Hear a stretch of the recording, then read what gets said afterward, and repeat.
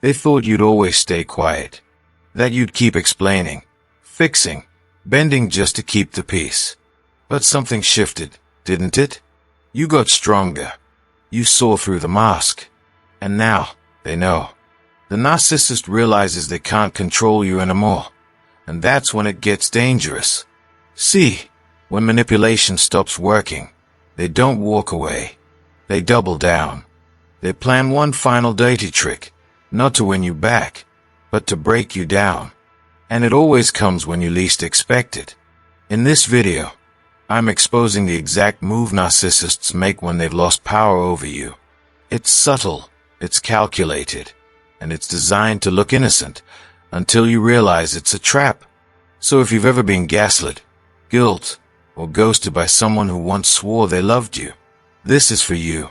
Stay with me till the end, because the last point might be the reason they are still lurking in your energy today.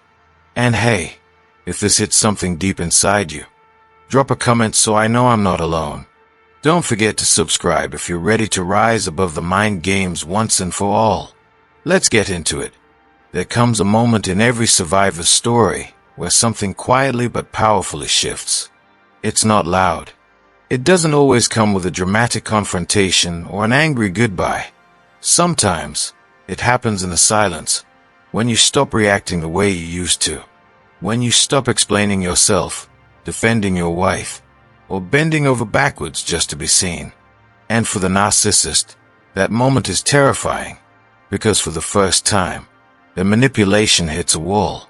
Their charm doesn't charm. Their guilt trips don't land. Their lies don't confuse you anymore. You see them, clearly. And that clarity, that quiet inner strength, is what turns you from their target into their threat. They never expected this version of you. The one who doesn't chase. The one who's done apologizing for things they caused. The one who doesn't flinch when they go silent or explode with rage. You've taken your power back, not in some grand show, but in the way you've reclaimed your peace. And that kind of strength, it unsettles them, because a narcissist can't stand being irrelevant. They feed on emotional reactions, on your confusion, on your pain. But now you're giving them nothing. No more drama. No more energy. Just silence. And that silence speaks louder than any words you've ever said. You've become something they can't predict. And that's dangerous to them.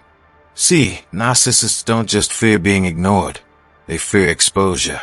They fear being seen without their mask, being called out, being left behind. And when you stop playing their game, you do all three at once. You see through the mask, you expose the pattern, and you walk away. But make no mistake, the moment you shift, they notice, and they panic. At first, they may try to pull you back in. They'll test your strength, just to see if it's real. Maybe they'll send a message, casual, seemingly innocent. Hope you're doing well. Maybe they'll show up somewhere they know you'll be. They want to see if your heart still jumps, if your boundaries still bend. And if they sense even the slightest opening, they'll slip back in. Because to a narcissist, control isn't about love. It's about access. It's about whether they still have a way into your mind, your emotions, your energy.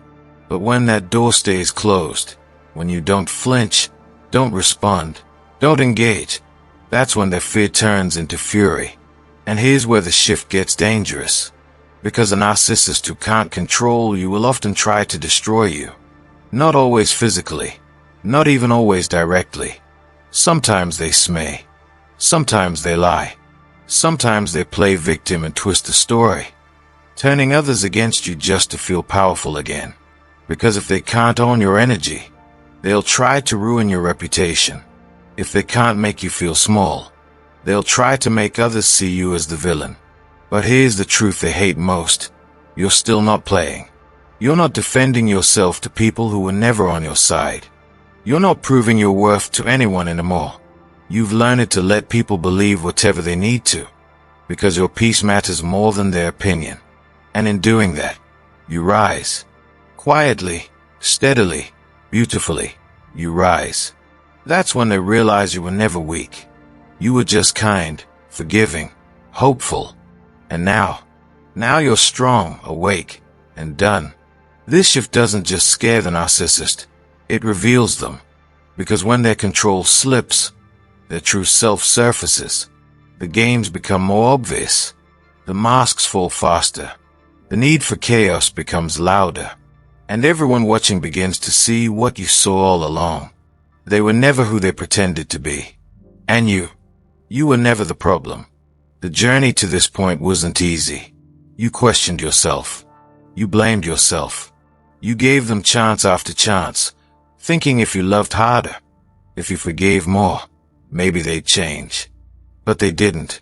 Because they didn't want healing, they wanted power. And now you've taken that power back. Not just by walking away, but by refusing to shrink, by choosing growth over bitterness, by rebuilding yourself in the quiet after the storm. The beauty of this moment, the shift from target to threat, is that it's not about revenge. It's not about proving anything. It's about living in your truth so fully that no lie can hold you anymore. It's about no longer needing closure from someone who only ever gave you confusion. It's about understanding that their opinion of you is no longer your prison. You're free now. And freedom, real freedom, is terrifying to people who live in cages of control. The narcissist may still try to circle back. They may hover, stalk, prod, but they are not interested in love. They are checking your defenses, because deep down, they know. They lost their grip the moment you stopped needing their validation. They lost their power the moment you realized your worth never depended on their approval. And the final blow. You didn't just survive them. You outgrew them. That's the ending they can't handle. Not because you walked away, but because you didn't look back. So if you're here, feeling that shift in your soul, wondering why they are suddenly acting more erratic, more desperate, more spiteful, this is why. You're no longer the supply. You're the mirror that shows them everything they've been avoiding. You're the quiet force they can't manipulate anymore. And that truth, that's what makes you the biggest threat of all. Keep rising. Keep healing. Keep shining. They can't stop you anymore. They never hated your weakness. They fed on it. They twisted it. They called it love. But strength, real strength, the kind that doesn't shout or beg or chase, that's the one thing they can't stand. Because when you stand tall in who you are, without asking for permission, you become a mirror. And that mirror reflects everything they pretend to be, but never truly are. Your peace shows their chaos. Your clarity exposes their confusion. Your self-worth reveals just how hollow their games have always been. They don't panic when you cry. They panic when you stop crying. They don't panic when you argue. They panic when you go silent. They don't panic when you ask for love. They panic when you realize you don't need their version of it. Because now, you're not playing the role they assigned you. You're not shrinking. You're not softening the truth to protect their ego. You're just being whole, grounded, unapologetically aware. And that kind of energy, it terrifies them. Not because you're cruel, but because you've become immune to their cruelty. Your strength isn't just independence, it's reflection. It shows them what they've lost, what they'll never become, and what they've tried so hard to destroy in others. So what do? They plot. They whisper. They bait. They try to pull you back into the script where you're weak, confused, and begging for breadcrumbs, because that version of you made them feel powerful. But this version makes them feel exposed. That's why the moment you begin healing, they don't cheer. They sabotage. Because narcissists don't want connection. They want control. And the stronger you become, the less of it they have. So when you stand tall, don't be surprised if the attacks come from every angle. Not because you've done something wrong, but because you've done something they never expected. You saw them clearly, and you walked away anyway. No final fight. No need to convince. No permission given. Just truth. And nothing unsettles a narcissist more than someone who no longer fears being alone. Because now, you don't just survive without them. You thrive. And in their world, where power is borrowed and image is everything, Your genuine strength will always be the loudest mirror they can't bear to face. Sometimes, the most dangerous trick a narcissist plays is the one that doesn't look like a trick at all. It doesn't come with shouting. It doesn't come with blame. It doesn't even come with words. Sometimes, it comes in the silence, calculated, intentional, and cold. See, not every narcissist explodes when they realize you've become too strong to manipulate. Some of them evolve their strategy. They become quiet, strategic, observant, because they know yelling won't work anymore. They know guilt-tripping you isn't landing. They sense the shift. That emotional leash they once had on you is slipping. So what do? They set a trap. Slowly, silently, carefully, they back off. But not because they've given up. They are watching, waiting, planning. They begin laying the groundwork for one final play. A play that's so subtle, so polished, it almost feels like second chance. And that's the danger. Because this final trick is not loud. It's calm. It's crafted. It's designed to catch you off guard. It usually comes in the form of a peace offering. Maybe they message you unexpectedly, acting like everything's fine, like they've had some deep epiphany. Maybe they post something vague on social media, a quote that sounds like regret, healing, change. And because you're human, because you've got a good heart, you pause. You wonder, maybe they've grown. Maybe they really did love you after all. Maybe now, they see what they couldn't before. And just like that, the door creaks open. This is the trap. The silent setup is never meant to honor your growth. It's meant to exploit it. Narcissists are masters of emotional timing. They don't always chase when you're angry. They chase when you're calm. When you're starting to feel peace again. When your life begins to stabilize. They wait until you finally started breathing deeply again. Until you've begun to imagine a life without the chaos. Then, in comes the message. Though I've been thinking about you. Though I miss what we had. That you didn't deserve how I treated you. It sounds mature. It sounds like closure. But it's not closure. It's bait. You see, they're not coming back because they've changed. They're coming back because they're losing their grip. They're not reaching out because they suddenly respect you. They're reaching out because they can't stand not being the center of your emotional world. Your silence, your strength, your detachment, it's burning them alive. And they'll do anything to re-enter your life, even if it means faking an apology, faking growth, faking self-awareness. And here's the cruel part. It works. Often. Not because you're weak, but because you care. Because you're compassionate. Because you believe in forgiveness, in redemption, in healing. You want to believe people can change. And so many times, survivors fall right back into the cycle not because they are foolish, but because they are hopeful. And narcissists know this. They bank on this. They use your softness as a weapon. They wrap manipulation in kindness. They mask control as reconciliation. But if you look closely, really closely, you'll see the signs. The apology will still have conditions. The words will sound right, but the behavior won't follow. They'll say, "I'm sorry," but then quickly shift to "but you," or "if only you had." They'll praise you, then subtly undercut you. They'll act curious, then get defensive the moment you speak your truth. Why? Because it was never about healing. It was about regaining control. Their sorry was never about you. It was a strategy to reopen the door. And once inside, the pattern continues. The devaluing, the gaslighting, the confusion. Only this time, it starts slower, smoother, almost undetectable, until you're right back where you started, questioning your reality. The silent setup is also not just about pulling you back in. Sometimes it's about preparing the world around you for the next round of manipulation. Behind the scenes, they may be setting up a smear campaign, playing the victim, telling mutual friends half-truths that paint them as the wounded one and you as cold, ungrateful, unstable. They craft a version of the story where they tried everything, where they reached out, and you were unreasonable. Why? Because they know they've lost control over you, but they can still try to control the narrative. They'll bait you publicly, hoping you react emotionally. And if you do, that's their proof. See, look how reactive they are. I told you they were difficult.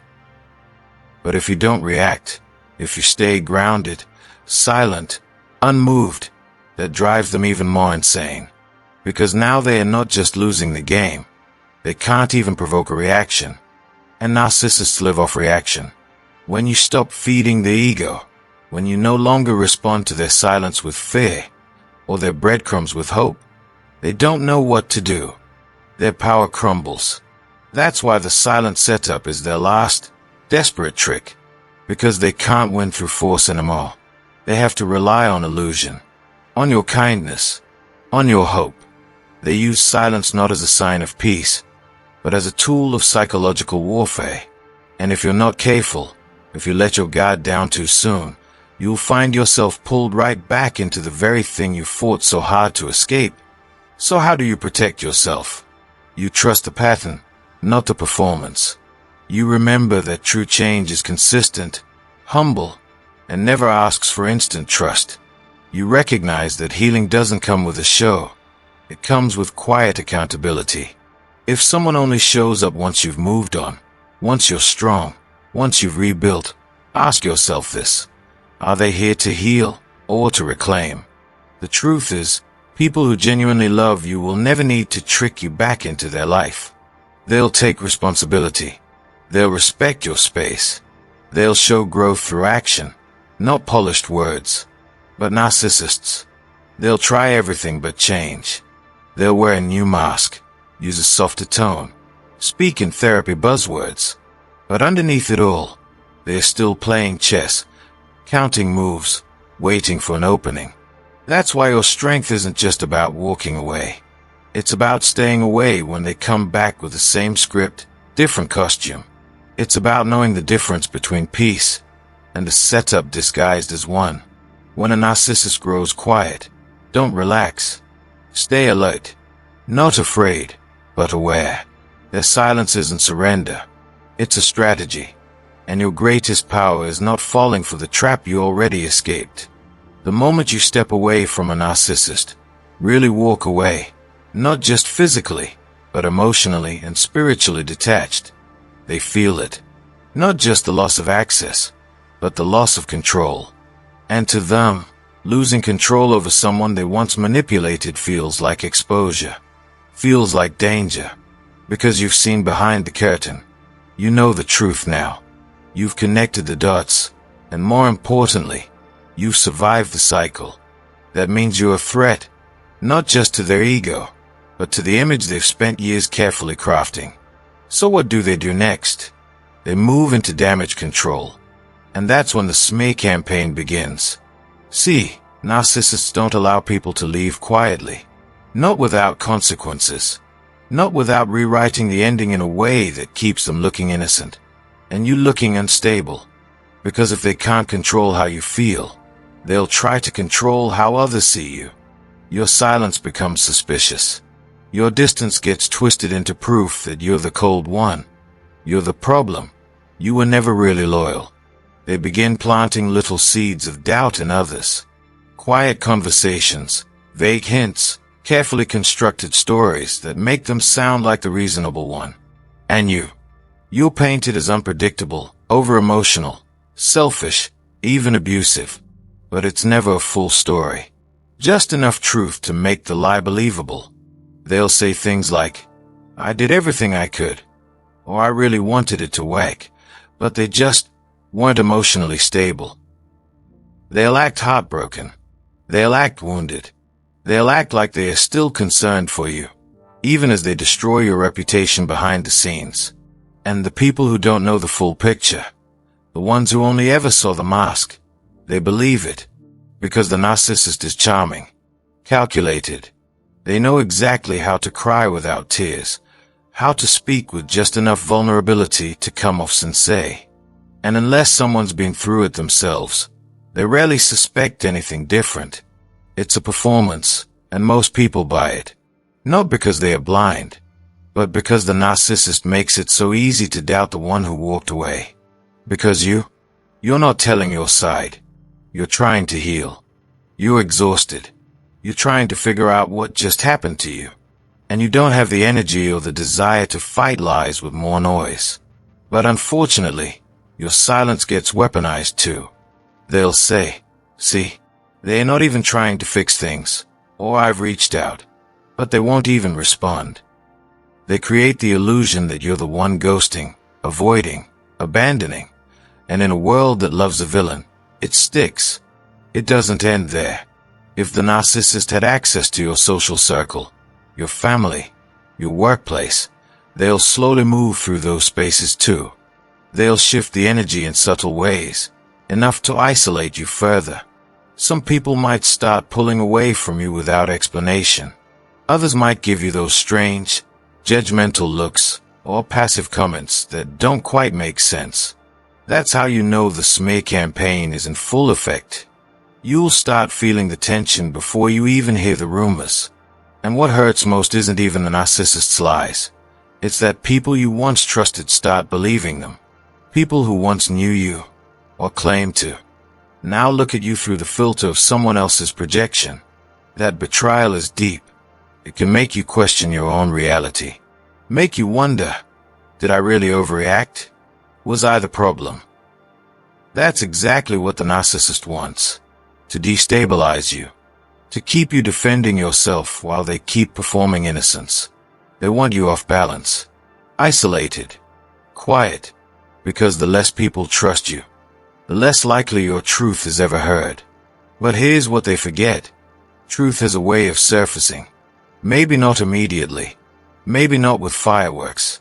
But slowly, over time, their mask slips. The charm wears thin. The inconsistencies begin to show. And the same people who once defended them start to notice the cracks. The fake vulnerability starts to sound rehearsed. The constant drama begins to look suspicious. And when that shift happens, when others start to wake up, it's not because you fought back. It's because you stayed consistent. You healed. You kept walking. You let your actions speak louder than their lies. And that quiet strength, it's louder than any smear they tried to create. You don't have to chase down every rumor. You don't need to defend your name in every room you're not in. You don't need to beg people to see your side. The people who matter, the ones with real character, they'll feel the truth in your energy. They'll see the difference between manipulation and maturity, between a story that changes constantly and a life that remains grounded in peace. What they are witnessing isn't just a smear campaign. It's a desperate last attempt to control a story the narcissist no longer owns. Because you took your power back. And for them, that's unbearable. If you're experiencing this right now, if you're feeling the sting of being misunderstood, misrepresented, or even vilified, please know this. You're not alone. So many strong, kind-hearted people have been through it. And they've come out the other side even stronger. You don't need to explain your truth to everyone. Just hold it. Live it. Let time and consistency reveal who you really are. The people who are meant to see it will. And the rest, they were never meant to be in your circle to begin with. Because in the end, the smear campaign may damage your image temporarily, but it can never touch your integrity. That's what survives. That's what rises. That's what speaks without ever needing to scream. You finally start to feel a little clearer. Not completely healed. No, not yet. But your spirit is quieter. The fog is lifting. The constant second-guessing begins to fade. You're not checking your phone every 5 minutes anymore. You're not rehearsing imaginary conversations in your head. You're just breathing. And then it comes. Out of nowhere. That message. That call. That accidental like on your old photo. Just enough to trigger your heart again. And with it comes what seems like the long-awaited apology. I've been thinking about everything. I miss what we had. I wasn't perfect, but neither were you. And your heart hesitates. Because you've craved this moment, haven't you? Closure. recognition, an apology that makes it all make sense. But be careful, because not every "I'm sorry" is sincere. Not every message is healing. Some are bait, carefully disguised traps meant to pull you back into a cycle that nearly destroyed you. See, narcissists don't always beg when they lose control. Sometimes they perform remorse. They study what you wanted to hear, and then they deliver just enough of it to reopen the door. Not because they've changed, but because their access to you has been denied. And narcissists don't care about your healing. They care about your availability. The fake apology is one of their oldest tactics. It's not about responsibility. It's about re-entry. It's about testing the waters to see if your boundaries still hold, if your heart still softens, if your loyalty can still be reactivated. They'll say all the right things. They'll sound introspective. They may even admit to things you never thought they'd acknowledge. But pay attention, their words don't come with action.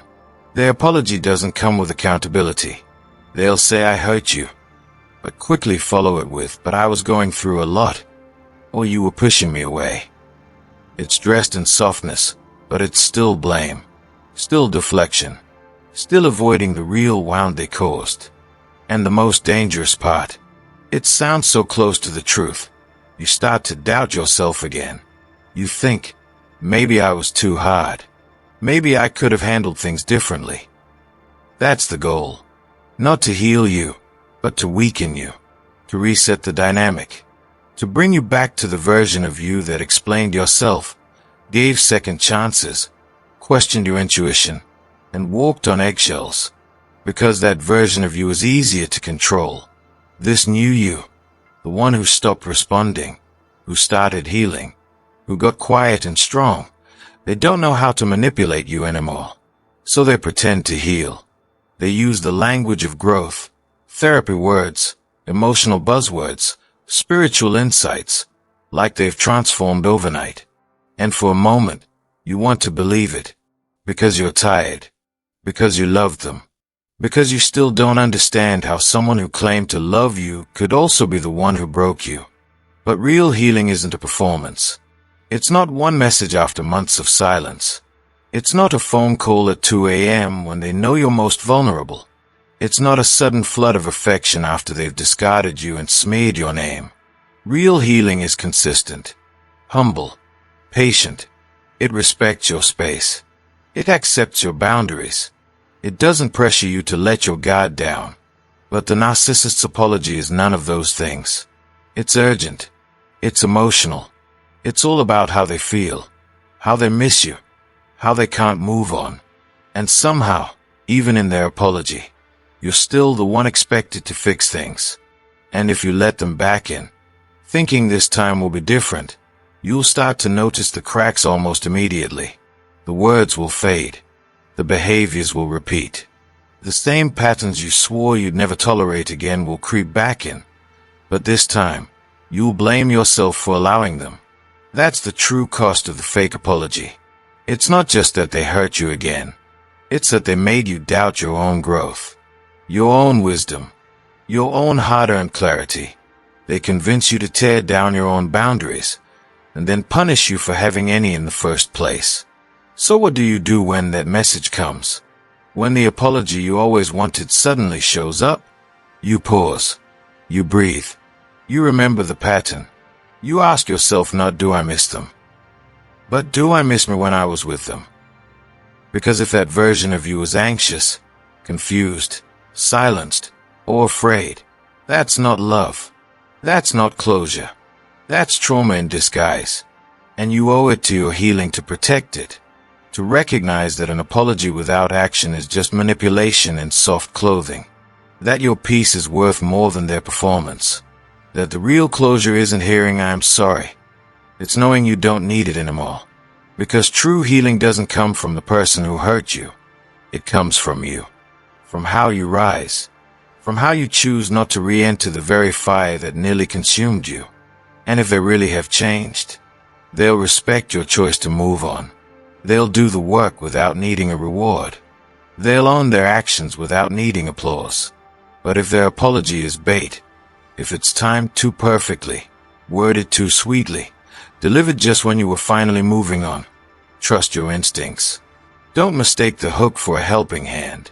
You've already climbed too far to fall for the same trap twice. Let their sorry echo into the silence, and keep walking. They know you have a soft heart. That's what drew them to you in the first place. Your kindness, your compassion, your natural urge to help and heal, to listen when no one else does, to give chances even when the world tells you to walk away. They study that. They memorize it. And when they realize they can't manipulate you the usual way anymore, when anger, guilt, and silent treatment stop working, this is the move they pull. They weaponize your empathy. Suddenly, the same person who discarded you, belittled you, blamed you for everything, is now weeping, shaking, telling you how broken they are, how they can't live without you, how nobody ever loved them like you did. And a part of you wants to believe it, because you're not cold-hearted. You're human. But this is not vulnerability. It's strategy. It's a performance crafted to reach the one place you're still vulnerable, your compassion. They know exactly what to say. They might even admit to some of their faults, not because they've changed, but because it makes their act more convincing. They'll say things like, "I know I wasn't perfect," or "I really messed up." And your heart cracks open just a little. That's all they need.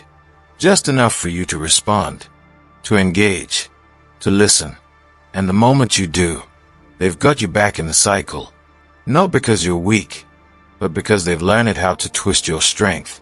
Your empathy was never the problem. It's your gift. But to a narcissist, it's also a doorway. And when all other doors have closed, they'll fall to the floor in emotional agony.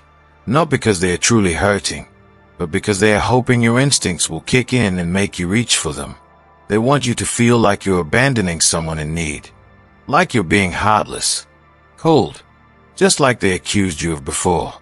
They are hoping you'll prove them wrong by helping them again, by staying, by re-entering the very cycle you fought so hard to escape. And here's the most painful part. Sometimes they will look so real. You might see actual tears. You might hear panic in their voice, and you'll wonder, what if they do mean it this time? But don't forget the past. Don't forget the gaslighting, the silent treatments, the triangulation, the way they twisted your words and blamed you for their cruelty. A real apology leads to real change. A real apology doesn't demand access to your energy again. It gives space, respects your healing, and doesn't rush forgiveness. But a narcissist's apology, this act of brokenness, is a trap. They don't want to heal. They want to reset, to get you back under their emotional influence. Because if you come back when they are broken, they'll know they can use this trick again and again. So what do? You remember this. You're not heartless for walking away from manipulation. You're not cold for choosing peace over chaos. And you're not cruel for recognizing that someone crying doesn't always mean they've changed. Sometimes the most loving thing you can do, for them and for yourself, is to stay gone. Let them sit in the consequences of their actions. Let them face the silence they created. Your empathy is powerful. It's what makes you you. But it's not meant to be used as a leash to drag you back into pain. The next time they fall apart in front of you, ask yourself, is this a cry for help, or a cry for control? Deep down, you'll know. And this time, you'll choose you. When the narcissist loses control over you, they don't just let you go. No, letting go was never part of their plan. See, control isn't just about their words or presence. It's about influence. It's about staying inside your mind, even after they are physically gone. And when their grip on you begins to loosen, when you finally start to see through the lies, when you stop reacting, stop chasing, stop trying to explain yourself, they go to plan B. They activate the flying monkeys. These aren't literal creatures, of course. They are people. Sometimes family. Sometimes mutual friends. Sometimes complete strangers online.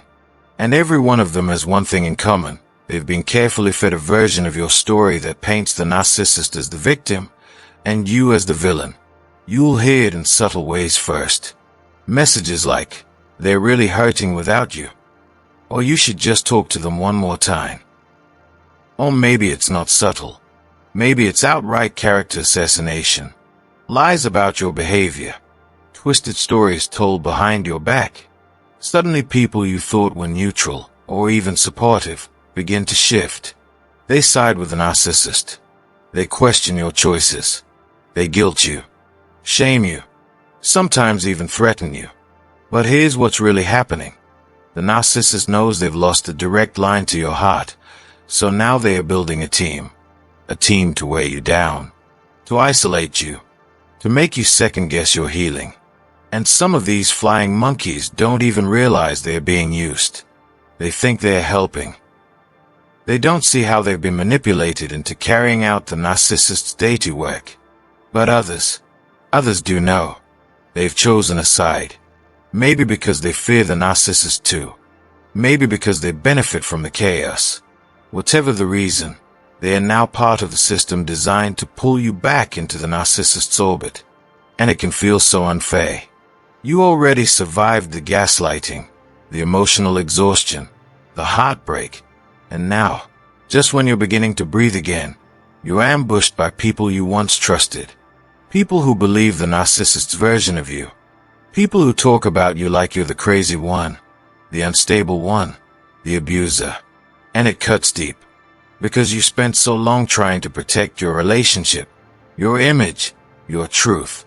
You didn't want to expose anyone. You didn't want to cause more harm.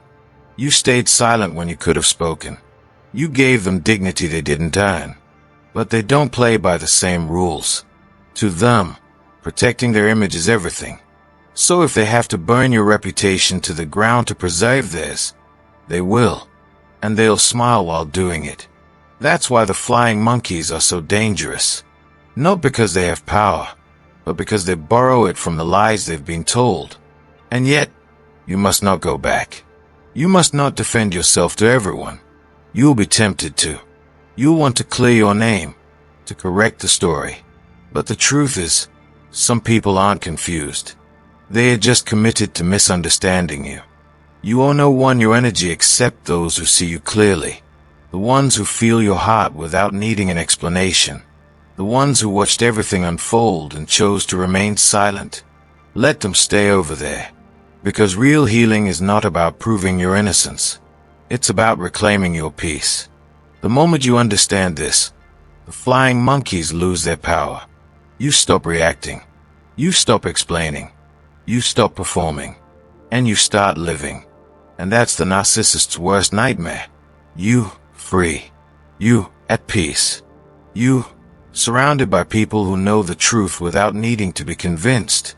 You walking away, not because you're weak, but because you're done. So the next time someone shows up out of nowhere, trying to drag you back with guilt, confusion, or false concern, ask yourself, whose voice are they really carrying? Because once you recognize the puppet strings, you stop being the puppet. You cut the cord. You rise. And you remember, you never owed the narcissist your silence, your suffering, or your soul. Not then. Not now. Not ever. They don't just lie to others, they lie to themselves. And when you finally gather the strength to walk away, to choose peace over chaos, the narcissist doesn't reflect or apologize. No, they rewrite the entire story. In their version, they were the one who gave everything. They were the one who suffered. And you become the villain, the manipulator, the destroyer of their good heart. They can't accept that someone saw through the mask, so they twist the ending. Every moment you bent over backwards, every night you cried quietly, every second you gave them grace, they erase it, they reframe it, they poison those memories with distortion, until even mutual friends question who you really are. And here's the most dangerous part. They'll believe their own lies if it helps them avoid accountability. Suddenly, they're telling people how you abandoned them in their darkest time, how you were unstable, how they tried to help you, but you wouldn't change. And they deliver these lies with such rehearsed sincerity.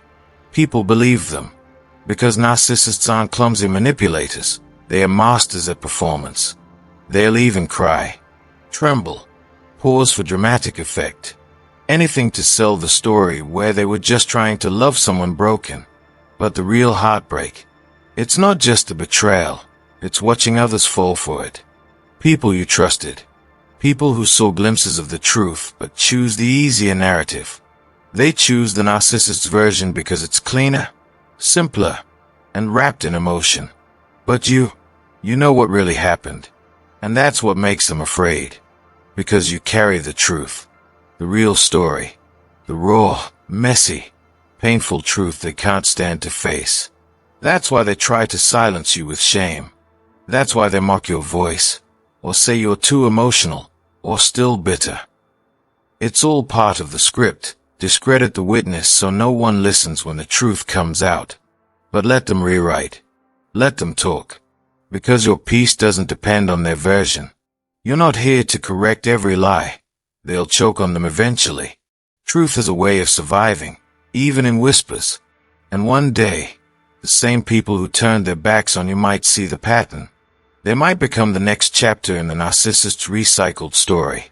And when that day comes, you won't need to say a word, because your silence will scream what their lies never could. You survived. You healed. And you no longer need their version of the past to validate your future. They know how to press your buttons, not by accident, but with intent, calculation, and eerie calm. It starts small, maybe a subtle dig, a passive-aggressive comment, something that only you would recognize as a jab.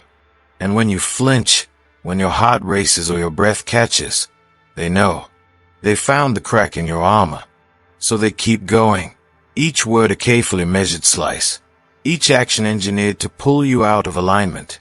Because here's the cruel trick. They don't want to hurt you in obvious ways anymore. That was the old game. Now, the goal is to provoke you.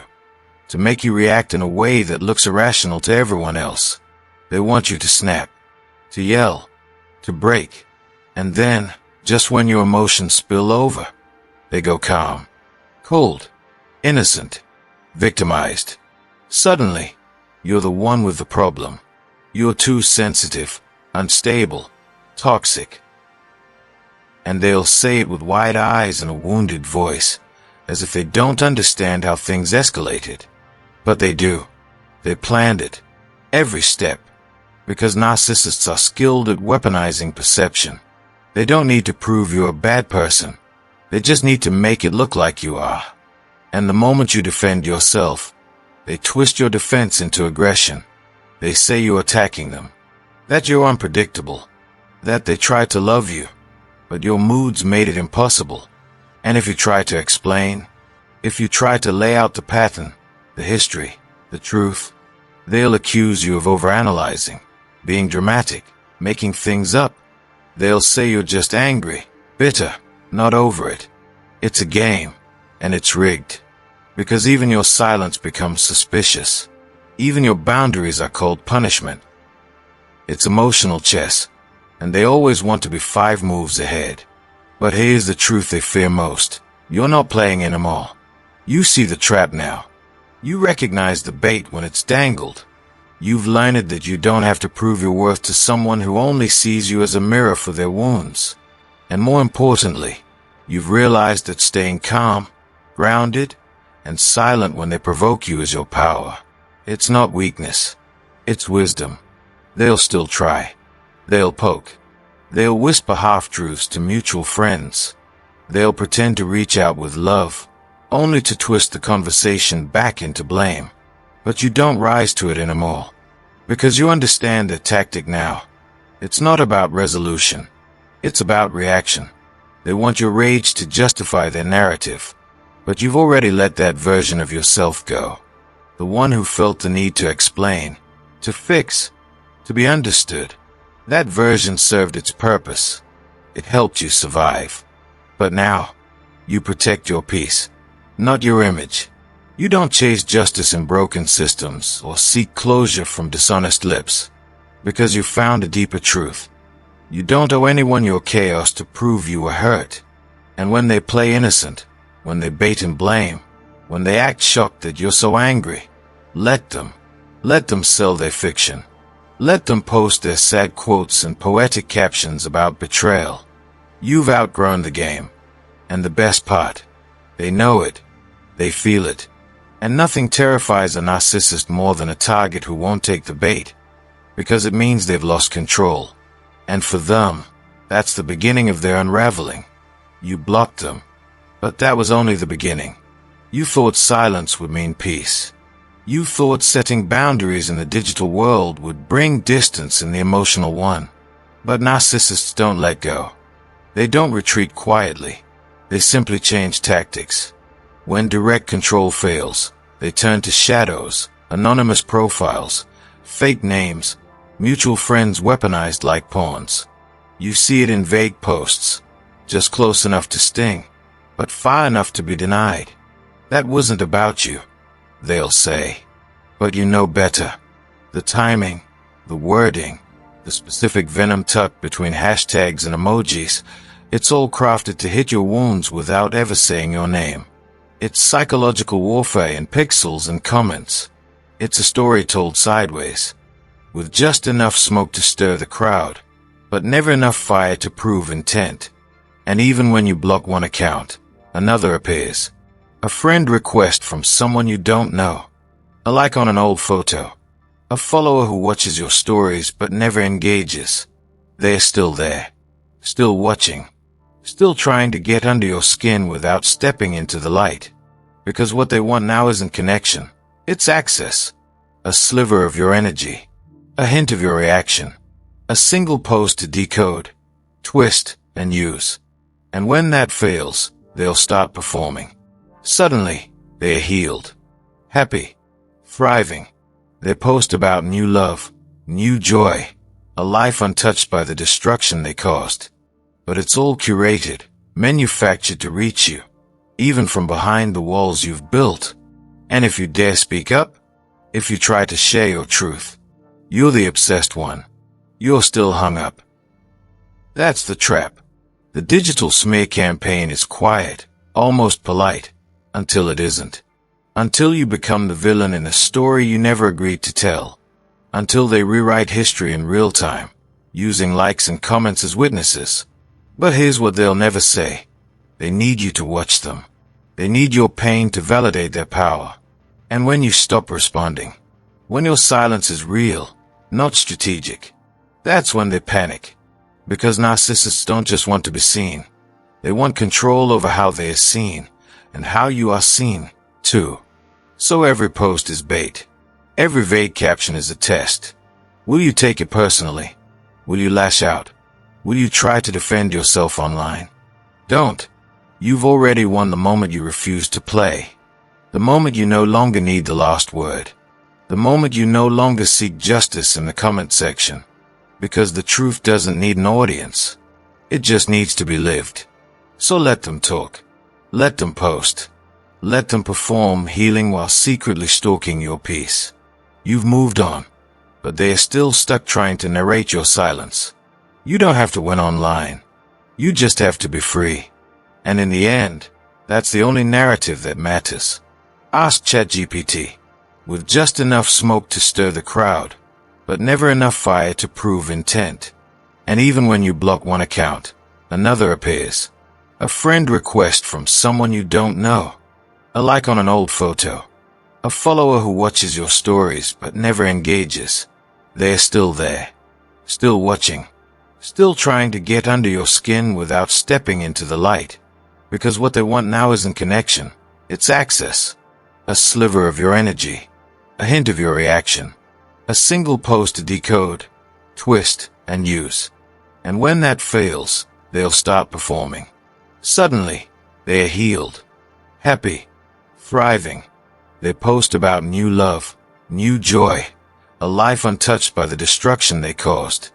But it's all curated, manufactured to reach you, even from behind the walls you've built. And if you dare speak up, if you try to share your truth, you're the obsessed one. You're still hung up. That's the trap.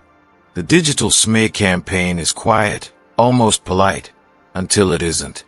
Until you become the villain in a story you never agreed to tell. Until they rewrite history in real time, using likes and comments as witnesses. But here's what they'll never say. They need you to watch them. They need your pain to validate their power. And when you stop responding, when your silence is real, not strategic, that's when they panic. Because narcissists don't just want to be seen. They want control over how they are seen, and how you are seen, too. So every post is bait. Every vague caption is a test. Will you take it personally? Will you lash out? Will you try to defend yourself online? Don't. You've already won the moment you refuse to play. The moment you no longer need the last word. The moment you no longer seek justice in the comment section. Because the truth doesn't need an audience.